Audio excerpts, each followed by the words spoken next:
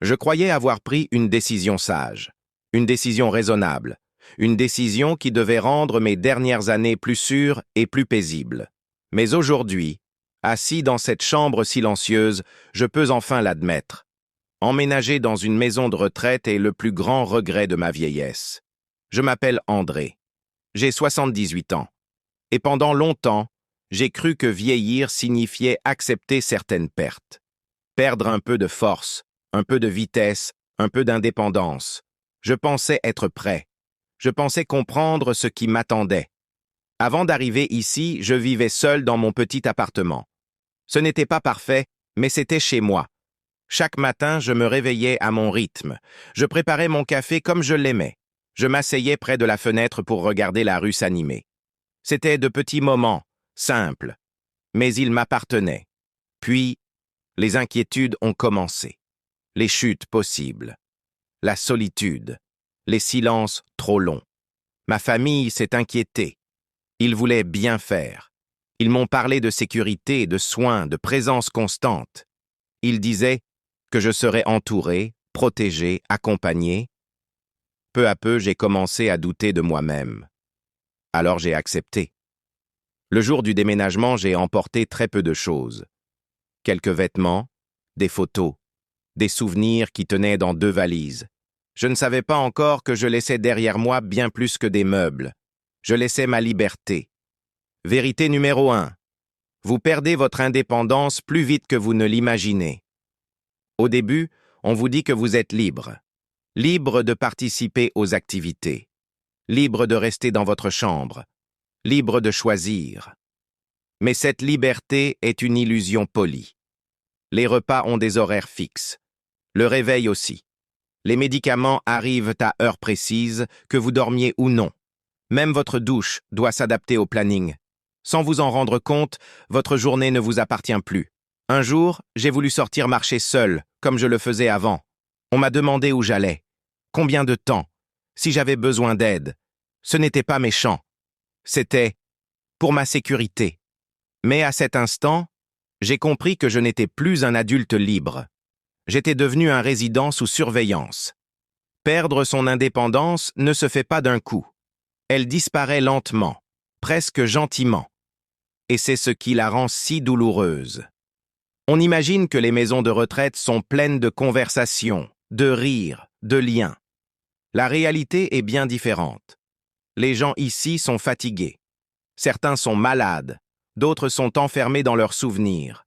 Les conversations se répètent, les mêmes phrases, les mêmes histoires. Et souvent, le silence s'installe. Être entouré ne signifie pas être compris. J'ai été plus seul ici, entouré de dizaines de personnes, que lorsque je vivais seul chez moi. La solitude prend une autre forme. Elle devient plus lourde, plus profonde.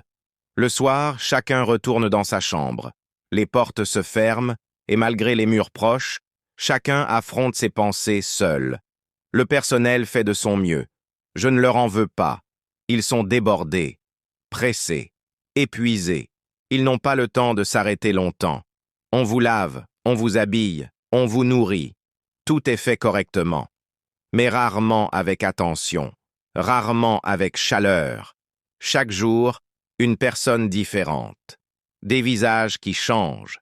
Des prénoms qu'on oublie. Il n'y a pas de lien. Pas de continuité. Vous devenez une tâche parmi d'autres. Ce qui fait le plus mal, ce n'est pas le manque de soins physiques.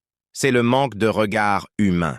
Le sentiment de ne plus être vu comme une personne, mais comme une responsabilité. Avant, j'étais père, travailleur, ami, voisin. J'avais une histoire, des réussites, des erreurs. Ici, tout cela n'a plus d'importance. On vous appelle par votre nom, parfois par votre numéro de chambre.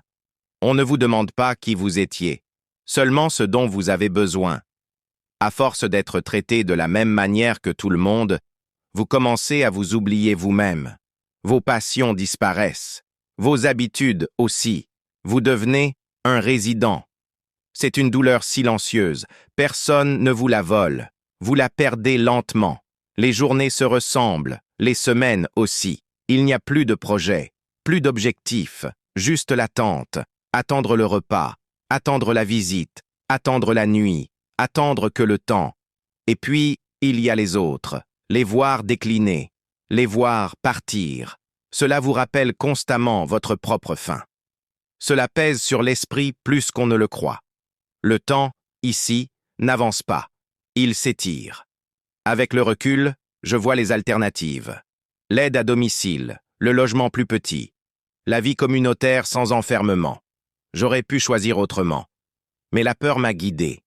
La peur de tomber. La peur d'être seul. Et cette peur m'a conduit ici. Je ne dis pas que toutes les maisons de retraite sont mauvaises. Je dis simplement qu'elles ne sont pas la solution universelle qu'on nous promet. Si vous regardez cette vidéo, prenez le temps de réfléchir. Ne choisissez pas par peur. Ne choisissez pas par pression. Parlez. Explorez. Informez-vous. Vieillir ne devrait jamais signifier disparaître doucement. Votre dignité mérite d'être protégée. Votre liberté aussi. Et si mon histoire peut vous aider à faire un choix plus éclairé que le mien, alors mon regret n'aura pas été inutile. Si cette histoire vous a touché, pensez à aimer cette vidéo. Abonnez-vous à la chaîne pour plus de récits et de sagesse de vie. Votre soutien aide cette chaîne à continuer d'exister. Partagez cette vidéo avec quelqu'un qui en a besoin aujourd'hui. Merci de regarder et prenez soin de vous.